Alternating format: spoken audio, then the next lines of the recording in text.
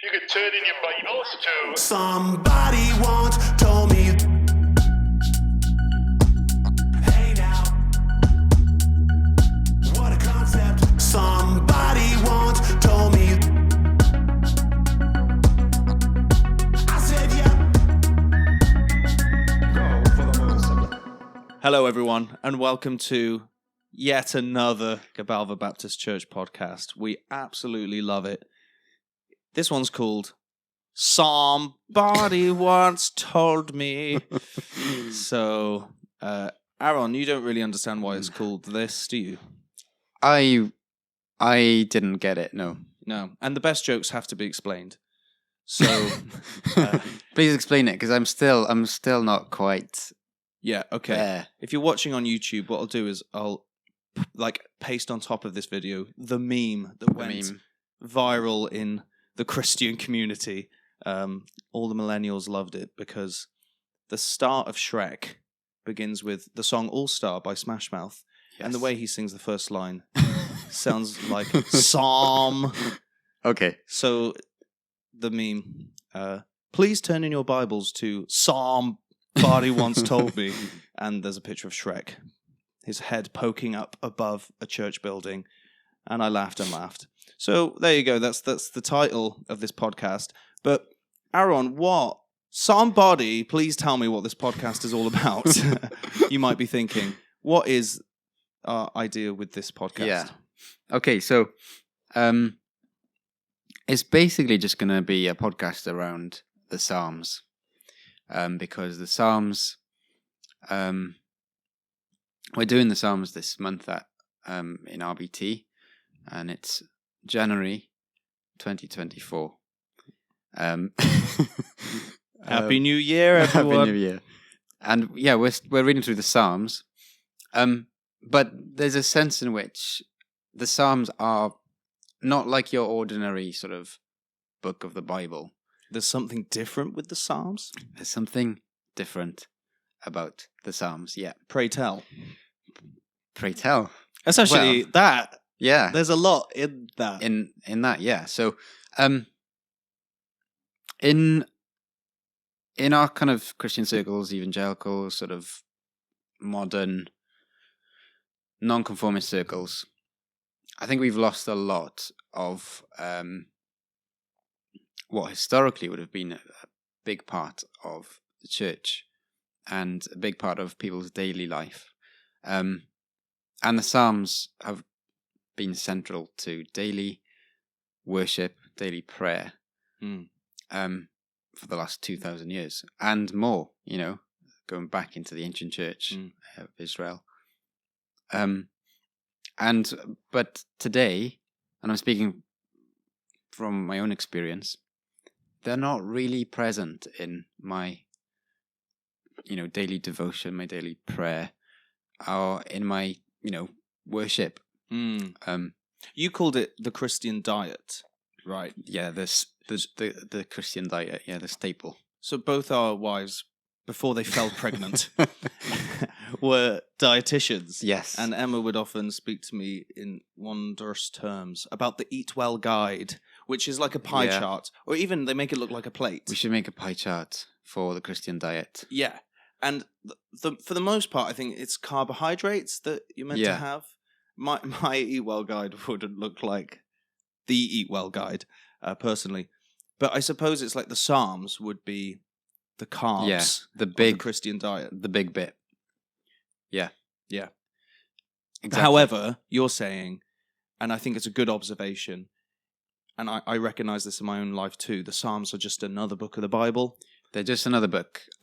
I think a lot of people do tend to go to the Psalms for encouraging verses to put in a card. They make good Instagram card. posts and stories and stuff. All of that. And I'm very guilty of that, If I don't know what to put in a card, I'll just go into the Psalms and I'll draw out usually the same ones. Yeah. If it works once, it'll work again. And try and remember if I've used it so I don't for use the it same again. person For the same last person, year. yeah. Yeah. But it's those sort of, you go there for encouragement. We kind of have an innate feeling that there's something special about the Psalms. they're good to dip in and dip out because they're not like a whole narrative, are they? But we don't quite understand what it is about it. Okay, so what are you suggesting, Aaron, that the Psalms are or have been to the church that we may not recognize? Well, I think in our church we've started to recognize their songs, aren't they? So they've been called the hymn book of the church. Can you tell the story of the people you heard behind you a couple of years ago, students who visited? They when might we were still singing... be in the church. I don't know No, what they're students they not. were. They're I don't know. not. We were singing a psalm, and what do they say? I like this church, but I don't like the fact that they sing psalms. Yeah. And I think it was Joe Davis that told Said me it. that. No. I think she smirked and sort of and laughed told you. about it and then told me. Yeah. Which then I got enraged about. But it's symptomatic of that is classic. Yeah. We have no clue. We have no clue today in our circles, Christian circles, why the Psalms are so central. But they have been recognized as the hymn book of the church. And we've started to sing them. To sing them. But you're thinking, and I think we've been talking about how perhaps they're still not central enough. Yes. In what way aren't they? Well, they've been called the hymn book, but also the prayer book of the Bible. And if you look at any other tradition, so you look at the Anglican Church, Presbyterian, Lutherans, these are the Protestants that are different to us, but they've got a high view of the Psalms. And so they have a heavy staple diet of Psalms in their church life. So with the Anglicans, the common book of prayer, morning and evening prayer is basically just the Psalms. In their services, the Psalms are just central. The Presbyterians just sing Psalms in their services. So seeing these 150 Psalms as the prayers that we ought to pray. Yes. I mean, I don't use them like that. Mm-hmm. Maybe irregularly I use them like that. But you're saying this is the daily Christian life, that the Psalms are a gift to us for this purpose. Exactly. Yeah. And the church throughout history have recognized them as such and still are using them like that today. Obviously, the Roman Catholics use them like that. The Eastern Orthodox churches all use the Psalms like that. The Coptic churches, the African churches, the Oriental churches do as well. It seems like the only people who don't are the non-conformist sort of extreme side of the Protestant fringe. To which we belong, really. Yeah, we belong somewhere along somewhere in that region. Yes. And many of us will have grown up in those waters. Yeah. So exactly. So certainly you've thought about a few podcasts and some things we're going to talk about. Mm-hmm. Maybe just give us a little insight into where we're going to go in the next few episodes. What are some of the things you think would be helpful for us to discuss and think about? Okay, so I think for the first few, I don't know how many yet.